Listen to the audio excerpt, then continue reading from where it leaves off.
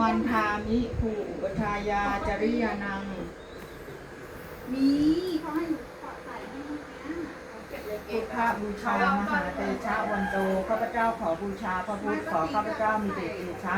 ธรรมบูชามหาปัญญาวันโตข้าพเจ้าขอบูชาพระธรรมขอข้าพเจ้ามีปัญญาอันยิ่งใหญ่ดังข้าบูชามหาโพธิ์พระโหข้าพเจ้าขอบูชาพระสงฆ์ขอข้าพเจ้าอุดมด้วยอริยสมบัติติโลกนาถังรัตนกยังอภิปุญญามีกราบไหว้บูชาคุณพระรัตนกรัยซึ่งเป็นที่พึ่งของโลกทั้ง31ภพภูมิวันทามิเจติยังสัพพังสัพพัทธานีสุขติปิตังสาลีวิจักชาตุกราบไหว้บูชาพระพุทธองค์ที่ประดิษฐานพระบรมสารีริกธาตุในการประสานที่ต่างๆมหาโพธิงที่น่าโยจักพุทธารูปังจักรลังคทากราบไหว้บูชาพระพุทธรูปทุกพระองค์และต้นพระศรีมหาโพธิ์ซึ่งองค์สมเด็จพระสัมมาสัมพุทธเจ้าได้ทรงตรัสรู้ทิสาทิโสอิหิปุโมอัมมะ